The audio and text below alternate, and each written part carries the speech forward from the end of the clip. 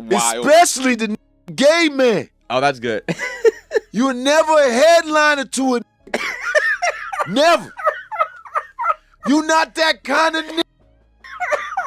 Mr. Gayman is somebody whose name I don't want to say because I've known them since I started comedy.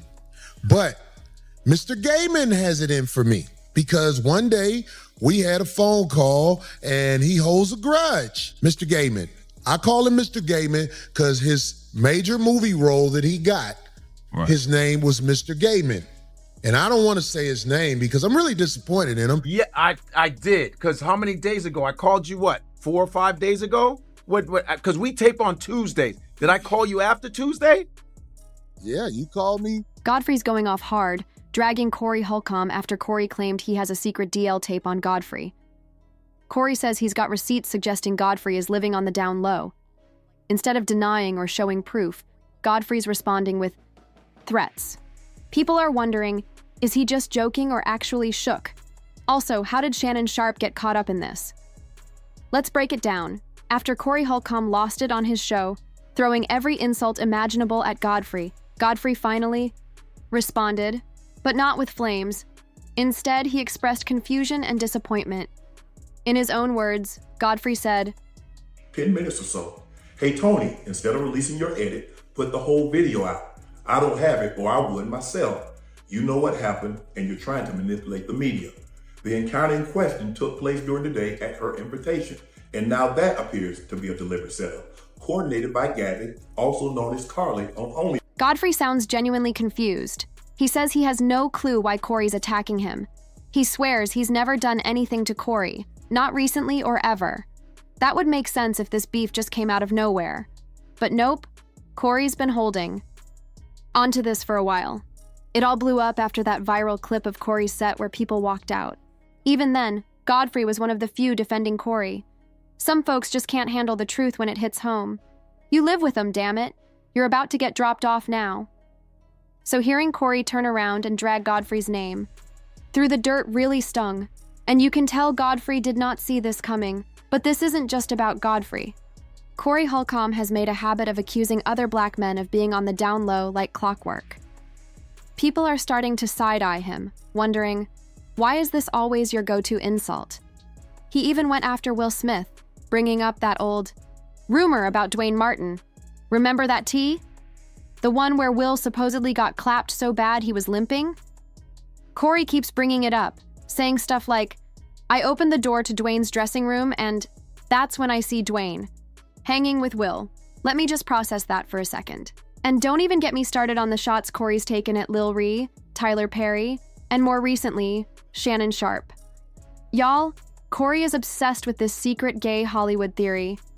He claims that to make it big in the industry, you gotta do some strange stuff for that change, if you catch my drift. He's had people on his show spilling tea, but I'm not gonna say any names anymore because, honestly, that venom, it's not fair. Now let's talk about Shannon Sharpe because this is where things get even messier. We already know Shannon Sharpe is in hot water after Gabriella Zuniga filed that serious lawsuit accusing him of sexual assault. But what really shook the culture? The claim that there are recordings of Shannon actually getting down on tape. Yeah, allegedly, Shannon has a thing for turning the camera on while doing the do. If that's true, it adds a whole new layer to the drama. And no wonder Cory's dragging his name into this mess. At this point, most folks have seen Godfrey show up on Shannon Sharpe's podcast. And the energy? A little too friendly. Now Corey Holcomb's stirring the pot, subtly suggesting something might have happened between them off camera. Let's be honest, Shannon's fashion choices have already made him a running joke online, with people regularly labeling him zesty. This situation just poured gasoline on the rumors. Cory's dropping clues that whatever Shannon may have filmed before, Godfrey could have been the co-star. And that's exactly how this whole gay tape gossip is starting to catch fire. If Cory's actually sitting on this footage, or even a glimpse, it's like holding a live grenade. He hasn't pulled the pin, but just the idea has Godfrey sweating bullets. That alone speaks volumes. Things got so messy, Godfrey had to double back online just to set the record straight. Again. He jumped back on the internet and echoed what we were all silently thinking. Are we 11? Yep, his exact words. Because seriously, why is a grown man so obsessed with what another guy might be doing behind closed doors? Godfrey just couldn't grasp why 56-year-old Cory was so worked up. All this over assumptions, without a shred of proof. Cory even pushed the idea that just because Godfrey's co-host is gay, then Godfrey must be too. As if being in the same room makes you guilty by association. That logic? Wild. And Cory, you said it as a gay man yourself. Remember what you said? Last time? Godfrey sure does. What I said in the comments is what I've always said. I think Corey Holcomb is funny. Never met him, but he's funny. And y'all, this wasn't some angry rant. It was measured, mature, but still had bite. Godfrey's whole vibe was giving, "Why are you this bothered, my guy?" For him, this isn't just about jokes anymore. It's pure projection. He basically said, Cory's so wrapped up in what other men are doing, it starts to look shady on his end. One fan hit the nail on the head in the comments. Cory's out of line, and he knows it. Godfrey didn't come at him with insults. Instead, he dropped straight facts that Cory just can't handle. And honestly, facts make the fragile crumble. One of the most honest moments in Godfrey's reply was when he called out the blatant hypocrisy from Cory and his fans. Because Cory's entire podcast is basically a gossip hub. Let's be real. It's not like Cory's podcast is full of highbrow debates. It's messy, petty, and sure entertaining, but it's pure gossip. So when Cory's fans label Godfrey and his co-host sassy just for firing back, that's pretty rich. Godfrey didn't miss a beat either. If gossiping is a gay thing, then he's got Godfrey beat. Then Godfrey said, Mike, is there a quote or something? Did he mention me, or are we not showing a video? And honestly, where's the lie? When you break it down, Cory's the star of the gossip circle every single week. One commenter even said, Cory talks about everybody on his Cory Talks. A big game, but gets upset when the same heat comes back his way. That's the part he just can't understand. If you're throwing shade, you better be ready to catch some too. But there's more to this. Cory seems to know all the gay gossip. Like he's got the inside scoop on who's doing what in the boo-boo. How does he know so much, Cory? Why so invested? It's like he's got a front row seat at the DL table. Information no straight guy should have. When the DL rumors didn't stick, Cory switched tactics and went after Godfrey's career, claiming he's never been a real headliner or able to lead a tour. Cory said Godfrey's stand-up wasn't even funny. Then called him Mr. Gay Man and said he was never a headliner, never could headline a tour. Okay, Cory, let's be real. Yes, Godfrey admitted he was never a headliner. That's exactly what Cory said. But here's the kicker. Godfrey was the one who helped Cory get a bigger platform to begin with. So, that's not just shady. It's straight up ungrateful. One fan nailed it in the comments. Throwing the person who gave you your start under the bus is cold. How do you bite the hand that fed you? And for what? Some clout with your audience? Not a good look, Mr. Holcomb. That wasn't even the strangest part. Cory tossed in some odd tale about Godfrey pulling Nigerian older brother rank on him. Like what? What does that even mean? Godfrey didn't hold back. He laughed it off and called it exactly what it was. Nonsense. Now they're just grasping at stories that don't even exist. And y'all, that's the pattern. When Cory runs out of real dirt, he just starts tossing random stories, weird digs, and spicy half-truths, hoping something will stick. It's pure desperation at this point. Now, here's something that really got people side-eyeing Godfrey. Try looking up his dating history and there's nothing. Literally radio silence. No ex-girlfriends, no red carpet appearances, no paparazzi shots with someone at a Lakers game. Not even rumors. And honestly, for a man in his 50s, that's kinda unusual. So, who has he really been seeing all these years? Is Godfrey just really private? Or is there something deeper going on? Some fans are beginning to speculate he might actually be on the DL. It's a long shot, but what if? Not everyone has to be loud about their love life. But in Hollywood, complete silence usually sparks rumors, especially nowadays when even a sneeze near a celeb turns into a blind item. Meanwhile, we can't ignore the bitter vibe coming from Cory. Fans of his podcast have noticed the same thing for a while now. This guy rarely has anything positive to say about anyone.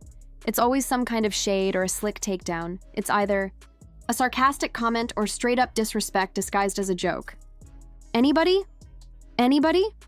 Godfrey even said, "Let's start with those three, or any man who thinks I've been out of line. Let's talk it out on the 5150 show." One fan said, "Damn, Cory is always sour. He never says anything good about anyone. His comedy feels bitter and just isn't funny to me." When someone keeps tearing others down without lifting anyone up, it stops being funny and looks more like jealousy. Some real ones think Cory's just salty about Godfrey's rising fame, versatility, and crossover appeal, and it's eating him up. Let's not forget, Godfrey's landing mainstream interviews, booking roles, and going viral, all while keeping a pretty low profile. So, what's the easiest way to take someone down in Hollywood today? Accuse them of being on the DL. We've seen this play out too many times.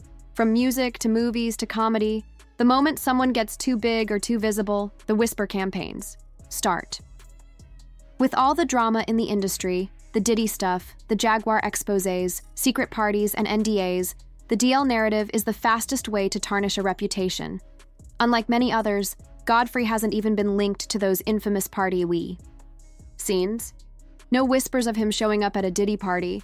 There's no gossip about him backstage at some weird Hollywood event. No club fights, no mugshots, no criminal record. Nothing. So if there really is a tape out there, why now? Why all of a sudden? But before we rush to take sides, let's not fool ourselves. This is Hollywood. If the past few years have taught us anything, it's that anything can happen in this town.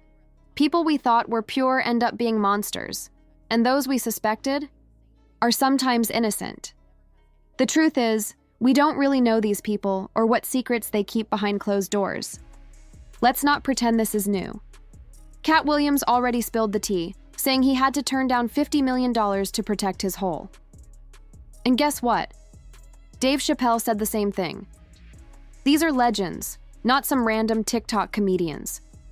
These men were at the top of their game, and still walked away from huge checks just to stay whole, spiritually and physically. That's nothing like what happened to this guy. Until you truly understand his story, you don't really get it. No, it's not like they offered him $50 million and he said no. Who turns down $50 million? But sometimes you just have to walk away. I turned down $50 million 4 times. 4 times to protect my integrity and that virgin hole I mentioned earlier. Because Pete Diddy loves to party, and sometimes you just have to say no. I said, no, I did. And I've got the receipts to prove everything I'm saying. That's why I can speak so freely. Can I get another one? You got it. Thank you, sir. Early on, you were calling me Can't Man. It's wild. Some folks even tried to put me in my first dress. When Martin went on his hiatus, he told me, "Kat, when I come back, I need you. You're my young partner, my brother in comedy. When I come back, promise me this. My next movie, it'll be us. We'll do it together, some buddy cop film." I said, "Martin, you got my word. Now, if those offers came, why wouldn't Godfrey, who's been rising, doing shows, and making connections in both black comedy circles and white Hollywood, get approached too?" Here's where it gets uncomfortable. When you start piecing it together, the fact that Godfrey's never mentioned invites to certain industry parties, never shared stories about escaping strange situations, or hinted at feeling pressured in those spaces, something feels off. You start to wonder, did something actually happen? And if it did Godfrey say yes? Maybe Godfrey really is who he claims to be. A funny, talented, drama-free guy caught in the crossfire of a bitter ex-friend with too much time and not enough jokes. Or maybe this whole mess is just the surface of something deeper, something we can't even begin to imagine yet. In Hollywood, truth is often stranger than fiction, and behind every laugh, there might be a hidden lie. But I want to hear from you. Do you think Cory is just reaching and projecting, or is there some truth here? Is Godfrey being unfairly targeted, or is he quietly hiding something? Y'all know the deal, so drop your thoughts in the comments below.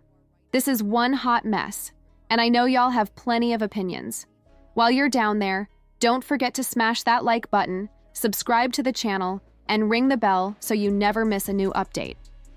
Because trust me, this Story is far from over, and you already know I'm bringing every bit of the drama straight to you.